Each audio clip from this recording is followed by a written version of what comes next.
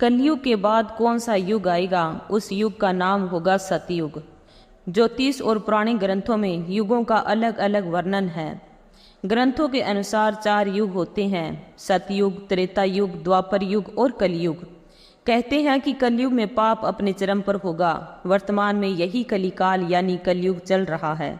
कलयुग 4,32,000 वर्ष का होगा, जिसमें से 5,121 वर्ष बीत चुके हैं। इस उम्र में लोग नास्तिक हो जाएंगे और उनका एकमात्र उद्देश्य धन कमाना होगा। नदियां सूख जाएगी, गाय दूध देना बंद कर देगी और पिता पुत्री और भाइयों के संबंध समाप्त हो जाएंगे। कलयुग का अंत महान युद्धों, बाढ़ों, अकालों और बीमारियों का गवाह बनेगा, जो मानव जीवन को 12 वर्ष तक कम कर देगा। हालांकि कलयुग की समाप्ति के बाद सतयुग शुरू होगा, जहां भौतिक सुखों के बजाय मानसिक सुखों पर ध्यान दिया जाएगा और घृणा के बजाय प्रेम पर जोर दिया जाएगा। सतयुग 17,28,000 वर्ष का होगा और मनुष्य की आयु 4,000 से 10,000 वर्ष तक होगी। भगवत गीता हमें सिखाती है कि परिवर्तन अपरिहार्य है और यह सभी युगों के परिवर्तन का 20वां चक्कर है। इसका अर्थ है कि यह युग पहले भी 22 बार आ चुका है। जैसे हमारी आत्मा मृत्यु के बाद शरीर को छोड़कर दूसरा रूप धारण कर लेती है, वैसे ही एक निश्चित अवधि के बाद युग बदल जाते हैं। विष्णु पुराण में कलयुग से जुड़ी एक कथा है, जिसमें कहा गया है कि जब संसार में पाप की सीमा बढ़ जाएगी तब कलयुग आएगा। तब लोग पहचानेंगे कि अंधकार का युग शुरू हो गया है। कलयुग की शुरुआत महिलाओं के बालों से होगी। जहां महिलाएं अपने बालों को अपना आभूषण मानती है, वहीं कलयुग में वे उन्हें काटने लगेगी। पुरुष और महिलाएं युवा दिखने के लिए अपने बालों पर कलर करेंगे और हर कोई अपनी उम्र छुपाना चाहेगा।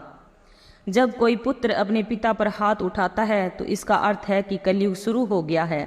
जब हर घर में लड़ाई शुरू हो जाएगी तो कलयुग अपनी चरम सीमा पर पहुंच जाएगा। जब अंधकार का युग हम पर हावी होने लगेगा, तब भगवान विष्णु कल्कि का अवतार लेंगे और अंधकार के युग का अंत करेंगे।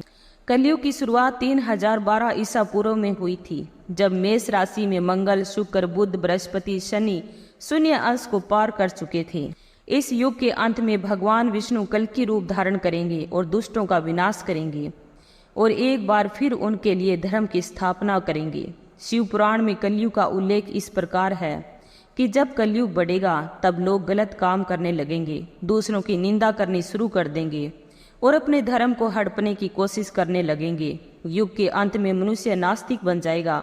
लोगों को धोखा देना मनुष्य का पहला काम होगा। कलयुग की समाप्ति के बाद जो नया युग आएगा वह सतयुग के नाम से जाना जाएगा। सतयुग 17,28,000 वर्ष का होगा और इस युग में मनुष्य की आयु 4,000 वर्ष से 10,000 वर्ष तक होगी। मनुष्य भौतिक सुखों के बजाय मानसिक सुखों पर जोर देगा और प्रेम ही एकमात्र ऐसी चीज होगी जिसमें घृणा के लिए कोई स्थान नहीं होगा। मनुष्य का सर्वोच्च ज्ञान फिर से स्थापित हो जाएगा। सतयुग में लोग आध्यात्मिक और नैतिक मूल्यों पर केंद्रित एक सरल और संतुष्ट जीवन व्यतीत करेंगे। लालच और भौतिकवाद के लिए कोई जगह नहीं होगी और लोग प्रकृति के साथ सद्भाव से रहेंगे। रोग और कष्ट न्यूनतम होंगे और जीवन प्रत्याशा कलयुग की तुलना में बहुत अधिक होगी। हिंदू पौराणिक कथाओं के अनुसार सतयुग के बाद त्रेता युग, फिर द्वापर युग और फिर कलयुग होगा। यह चक्कर दुनिया के अंत तक जारी रहेगा और फिर सृष्टि का एक नया चक्कर शुरू होगा। सतयुग में मनुष्य उच्च नैतिक मूल्यों के साथ सादा जीवन व्यतीत करेगा और आध्यात्मिकता से गहराई से जुड़ेगा। लोगों में ईश्वर को देखने की शक्ति होगी और ध्यान और आध्यात्मिक अभ्यासों के माध्यम से ईश्वर के साथ संवाद करने में सक्षम होंगे। कोई हिंसा या संघर्ष नहीं होगा और हर कोई सद्भाव और शांति से रहेगा। सतयुग के बाद कैसा होगा त्रेता युग? सतयुग के बाद त्रेता युग होगा, जो 12,96,000 वर्षों तक चलेगा। इस युग में लोग भौतिकवादी गतिविधियों पर अधिक ध्यान देंगे और महत्वाकांक्षा और शक्ति की ओर उनका रुझान होगा। हालांकि उनका अभी भी आध्यात्मिकता के साथ एक मजबूत संबंध होगा और वे धार्मिकता के मार्ग पर चलेंगे। अगला युग द्वापर युग 8,64,000 वर्षों तक रहेगा। इस युग में लोगों में धन और भौतिक संपत्ति की अधिक इच्छा होगी और प्रौद्योगिकी और वैज्ञानिक प्रगति पर अधिक ध्यान दिया जाएगा। आध्यात्मिकता अभी भी मौजूद रहेगी, लेकिन यह प्राथमिक ध्यान नहीं होगा। अंत में द्वापर के बाद फिर से कलयुग होगा और चक्कर फिर से शुरू होगा। एक युग का अंत और अगले युग की शुरुआत सृष्टि का एक प्राकृतिक चक्कर है और यह हमें सिखाता है कि परिवर्तन अपरिहार्य है।